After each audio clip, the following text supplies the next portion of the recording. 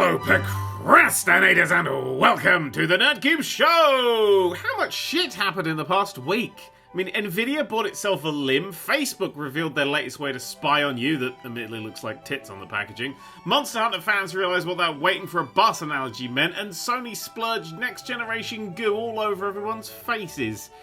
We'll cover Sony today, might as well, and the news is that the PlayStation 5 is going to cost £449 here in the UK, with the digital edition sitting at £359. This news is, of course, completely useless now, as Sony gave about as much warning for pre-orders as the Spanish did for one of its Inquisitions.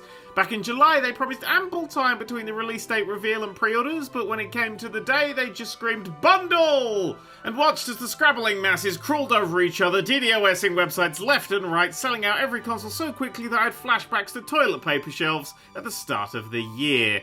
So, what will you be able to play on your brand new PlayStation 5 that you buy from a scalper on eBay for $6,500? Well, Demon's Souls for one, the remake of the best game of the last decade, looks incredible, and it didn't have the best trailer. I mean, the trailer was great, but it did say that it was coming to PC, which it's not. And it didn't give a release date, which it actually does have. It's a launch day game. Possibly the best launch day game ever.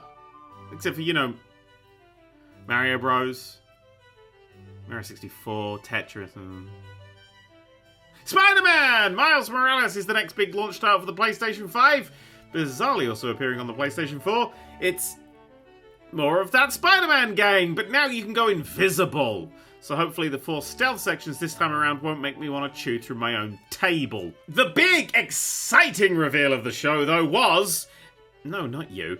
It was Hogwarts Legacy, our open-world single-player RPG set at Hogwarts in the late 1800s. Scraps of footage of this game have been around for years now, so it was good to finally see it in action, and oh boy, what action!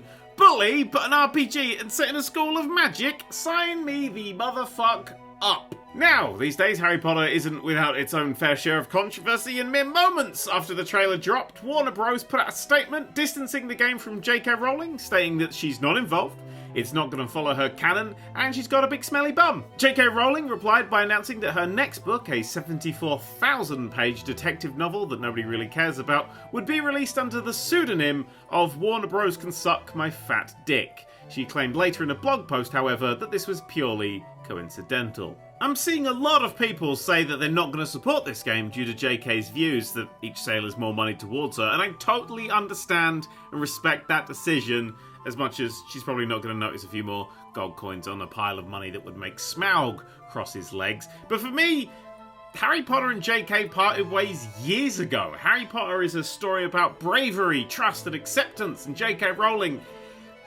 is a woman who, since 2007, has done nothing but take massive shits throughout the corridors of Hogwarts and not even have the decency to magic them away. She'll go on the pile with H.P. Lovecraft, Enid Blyton, Orson Scott Card, William Golding, and Roald Dahl as shitty authors of great works, and that'll be her legacy. So, JK, have my money. It's not going to make me think that you're any less of a cunt. Anyway, on to nicer things. Deathloop showed off its commitment to its Groundhog Day premise with a spec-fucking-tacular trailer. This is starting to feel like Outer Wilds with Dishonored gameplay, and yes, I am drooling. Thank you for noticing.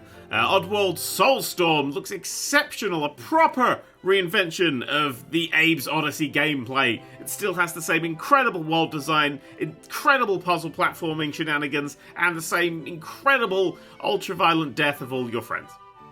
Oh, and Kratos is back with a reveal of a game we all knew was coming. God of War, the second one of the rebooted series, which will probably be called God of War 2 Ragnarok, or God of War Ragnarok, or...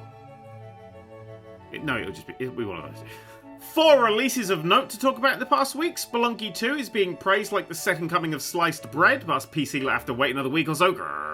Hades came out of early access, and after 20 minutes of playing it this morning, I realised that several days had passed. WWE 2K Battlegrounds is a £35 microtransaction hellhole that you should avoid at all costs, and my book, Fuck Yeah Video Games, came out in paperback. Ooh. Right.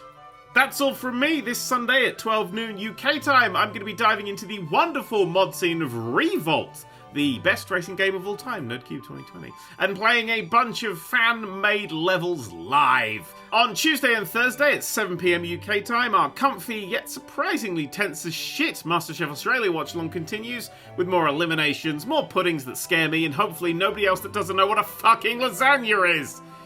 And finally, Watch Dogs 2 is currently free on the Epic Store, so keep irritating people in the comments. Right, that's all from me. Again, I've just got a letter through my chimney that I need to go read.